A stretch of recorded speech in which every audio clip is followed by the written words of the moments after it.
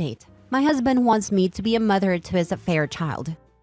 Original post. I, 29 female, and my husband, 44 male, have been together for 5 years and married for 2.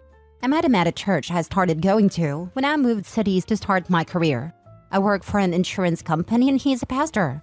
I know that we have a notable age gap, but he was always kind to me and made me feel special. Anyhow, a week ago he came home and told me we needed to talk. He told me through tears that he had been having an affair with one of our community members, 34 female, and that she had been pregnant with twins. She had gone into labor, but she and one of the twins died and the other is in the NICU. He said we needed to step up and that he wants me to turn my office into a nursery and set up a cot in the room so we can take turns.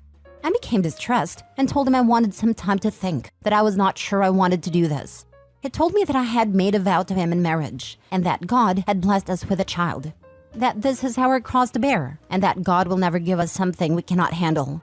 I told him that it seemed God had given her more than she could handle because she had died. I know I should not have, but I was not thinking correctly.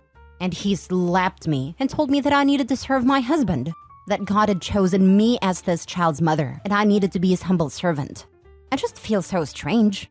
Yesterday, I cried so hard I threw up. This woman died, yet I feel bad for myself. I feel so ugly. I wanted children and was saving for IVF because I'm infertile. But now that I have a chance to have a child, I do not want it. I feel like I'd be robbing its mother's grave. I pray to God, but if I'm being honest, it has never felt like anyone was ever listening.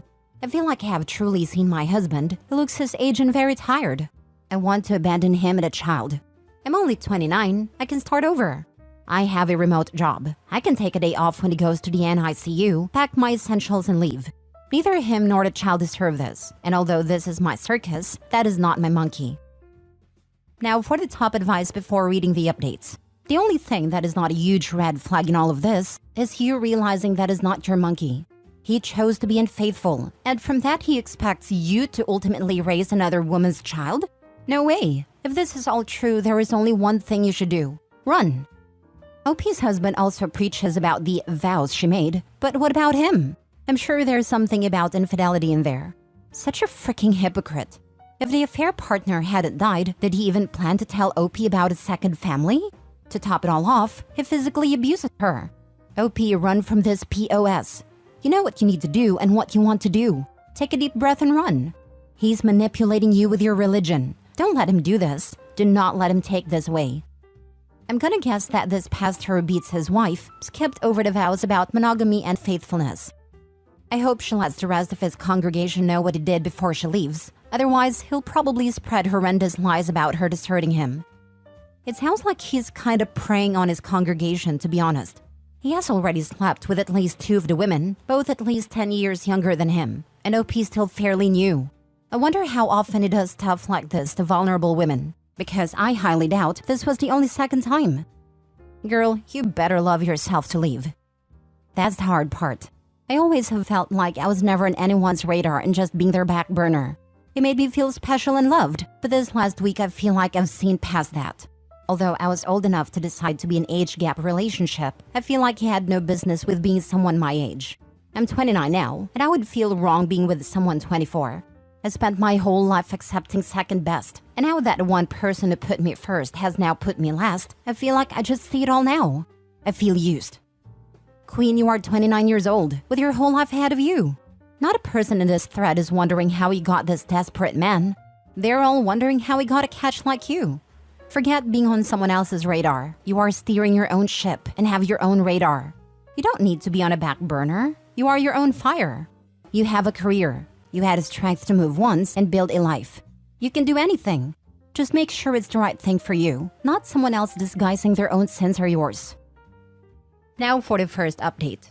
I just want to thank you all for the support. I'm still processing this all, and I just need a little time. I don't feel unsafe, just in love, just not enough. My husband did apologize for slapping me and continues to express regret. But he can't take it back, just as he cannot take back impregnating another woman, which ultimately killed her. I'm just feeling so disillusioned with my whole life right now. I know I should leave. I know that there is a world out there that will not treat me like this, but I'm scared of change. I'm working on a plan to leave and getting my ducks in a row for when I'm ready to go, but I am not sure when I would leave if I choose to. Men expressed that I should make a report to the police about him slapping me, and they're probably right, but that would likely cause me more problems than it would be worth. If I leave, it might make him want to contest the divorce more, and if I stay, it would cause more tension. I've been working on my left hook though because I won't let him get away with it again. I'm not violent myself, but I'm down for a tussle because although I'm hurt, I'm angry. I'm not sure if there will be an update because I'm still unsure. I can make all the plans in the world, but the changes scares me almost as much as bending to his will. I've been praying about it, but I see no clear answers nor guidance. I don't know. Funny thing, I'm jealous of the people saying that this is fake. It's like I want my life to be like it was 2 weeks ago. I could read a crazy story on the internet and think, wow, that's crazy. Seems kind of fake. And keep scrolling and go about my life. Only I can't scroll away in real life because that's just not how life works. I don't owe anyone proof of my life tragedies, least of all strangers on the internet whom I will never meet. But I do thank all who have given support. I wish I could tell you I packed my bags and left his sorry butt, but I'm not strong enough yet. It's not that easy to do in real life as it turns out. 1. You will recover and be happier, healthier, and better for it. I was married to my abuser for 7 years. I started over after leaving him at 29. At a year since, I've started a new career, married my best friend, taken up new hobbies, traveled, lived in new places. It's been amazing. The journey of freedom and fulfillment and happiness where you're not trapped in an unhealthy and happy marriage with a horrible human being is the best gift you can give yourself, and the whole world opens up to you. 2. He doesn't value you. He values the image and stability you create for him. He's trying to gaslight you into staying so he can save face and create the illusion that you accepted his actions. He is trying to use you to care for the product of his affair and to excuse his actions with the church. 3. He has already physically harmed you by assault and endangered you for the entire length of any affair he has ever had. You need to get tested now and again in about 6 months. 4. Physical abuse only ever escalates. I was married to an abuser, and every time he hurt me, I blamed myself, excused his behavior, accepted his pathetic, whiny BS apologies, and allowed the cycle to continue. He will not change. This will not be his only affair, and it will not be the only time he hits you. If you agree to stay, he's going to leave you at home with a baby and go find new affair partners and abuse you when you question him, confront him, or threaten to leave, at which point he will also use the baby as leverage. Please do not give him the opportunity to do these things. 5. Move out. Take the stuff that matters to you and go start over. Family or friend you've been meaning to visit? That's a great destination to start with. 6. He's a bad person. Full stop. He is an abuser. Do not allow him to cajole or convince otherwise. He is physically and sexually and emotionally abusive. He is a cheater and had no intentions to stop. He had every intention of keeping both of you for as long as possible. Think about that. He didn't come clean when she got pregnant. She got far enough along for viable babies, and he's trying to get you to raise them. He never intended to give up either of you. That behavior will not change. He is a manipulator. This man was a pastor that got into a relationship with a member of the church while married himself, and then hit his wife when she wouldn't comply with his demands. There was no redeeming quality about him. He just had the ability to hide who he really is. He is a narcissist. I recommend heading over to r/narcissistic abuse and r/narc abuse and divorce for additional support and a place to talk with others that will understand. 7. Good luck from one woman who has escaped a guy like this to another. You will be okay. You will heal. You have a better, bigger, happy, healthy life waiting for you. Please take care of yourself. I'm praying for you. Don't take his nonsense. And when he tells you God told me, because he will, don't fall for it. You deserve to be happy. If he hit you once, he can do it again. Also, that church. The fact that some people knew and he is now asking them to help you create the nursery, to sacrifice your office, your space, to make way for this baby? Watch out for those people. They're enablers. Do not share your plans with anyone that you do not trust 100%. Do not let him gaslight you into believing that you can now have the life you've always wanted. Please think about finding a good therapist, not through that church, an actual licensed one, to see things clearly. There might even be resources around you that you are not aware of. You have every right to be angry. Pressing charges would hold him accountable for his actions. It might also give you the necessary push and help to get out of there ASAP. Yes, it will create more tension, but this is not your fault. Do not think of it in terms of how he could act. This isn't about his wants or needs. This is about yours. And right now, you need to get the heck out of there. Please understand that change is good. Change in itself is an act of faith. It's about letting go of your control to see what could be out there. Bending to his will, as he so eloquently said, is simply giving up everything that makes you you. And you are worth more than this BS. I'm praying for you. I'm rooting for you. The longer you stay, the more he will wear you down. He has lied and manipulated you. He has physically harmed you. That is not going to change. Change is definitely scary, but being abused is scarier. You need to leave that house. Now for the final update 8 months later. I left. If that's all you wanted to know, there it is. For those of you who are asking how the other woman died, I get it. I invited you into my business. It was an amniotic fluid embolism. I don't know much about those, but I guess when they happen, things go wrong really fast. We lived in a more rural area, so they just weren't ready for something like that to happen. I didn't leave right away, as I know now that I should have. It just wasn't that easy. I stayed for 2 months. I knew if I did not at least try to make it work, I would not be able to live with it. Not because I wanted to save my marriage, but because what ifs keep me up at night enough as is. I went to marriage counseling with my husband, but it was ultimately fruitless. Of course, it was Christian counseling. I felt like their goal was for me to forgive him, rather than actually trying to help me. I was so utterly alone during that time. My parents and brother are also very religious, so even though they weren't happy with my husband, they kept urging me to do what a good Christian wife would do. I spent so much time suffering in my own head that I began to realize that I was just going through the motions, doing what I thought people expected of me.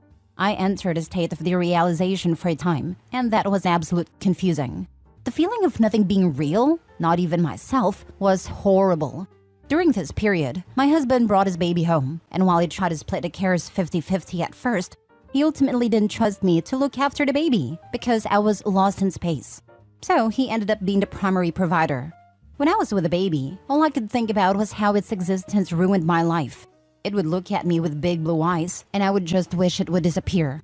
I would actively spend time resenting a baby. There was a time when I was thinking to myself and wished it would stop breathing. That was when I knew that I needed to leave. I was blaming a baby and wishing ill upon it, and that was not okay to do. I don't remember much about this time besides that. It's mostly a blur otherwise. I sought services through my work to talk to a therapist, and I eventually came back to Earth. She helped me make a plan. At no point did I fear my husband. I truly believed his slap was a one-off event. However, screw him. He doesn't deserve closure. So on a night he had a long Bible study, and he always took his baby with him because he didn't trust me, I packed my essentials and dipped. I met him pretty quickly after college, so I did not have much to take as far as furnishings. I fit everything I wanted in 3 suitcases and 4 moving boxes. It all fit into my SUV after some mediocre Tetris skills. I was able to change my phone number online before I left, but I did leave the divorce papers under his pillow with my lawyer's contact info. Kind of like the tooth fairy, but for a-holes. I was the breadwinner, and in my state, we were not married long enough for me to pay spousal maintenance. At least that is what my lawyer said. I own my vehicle outright. We had our own bank accounts and a shared expenses account. We filed taxes separately, and the church owns the house. He's being an a-hole about it all, but I'm hoping it should be done soon. I got a decent apartment in a city a few hundred miles away. I've never lived in a city this big before. Everything is so expensive, but besides that, I like it. I found a new therapist, met some new friends, and found a new church with loving people. I still have my days, but for the most part, I'm content. I think it will always hurt on some level, but I'm working on taking my power back. I turn 30 next month, and I am hopeful it will be the start of my best decade yet. Good. You deserve better. Good luck. God, I'm so sorry, but happy that you're in a safe place. You did well for yourself and your mental health. None of this is your fault. It's all his. Happy you're healthy. I hope you stay happy. Nobody needs to raise a child of their partner's affair. You did the right thing for you. I knew a lady who did it, but it's very rare. Way back in the 80s, a lady I worked with, her daughter was a teenager. She was in a miserable marriage. She was raised super fundy and married at like 18 or 19, and just couldn't contemplate divorce. It terrified her. She worked for her husband's company, desperately wanted another baby because her daughter would be going off to college soon, and she'd be stuck alone with this a-hole she hated. She was really depressed that she couldn't get pregnant again. Well, wouldn't you know it? Look, honey, the Lord blessed us. Someone her husband knew had a relative who got pregnant in high school and didn't want to keep it. I want to say the lady's name was Lynette, something country like that. We worked at a Walden Books in the early 80s.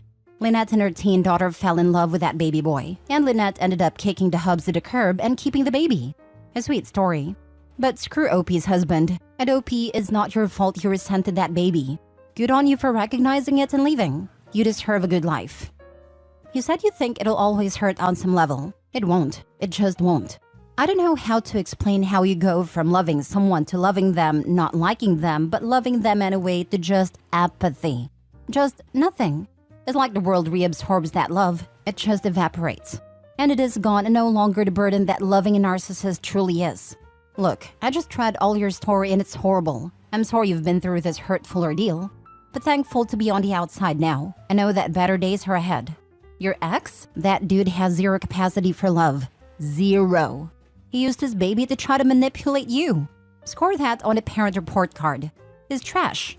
Be thankful that love evaporates. He doesn't deserve it, and neither do you. I wish you the very best. You'll be fine.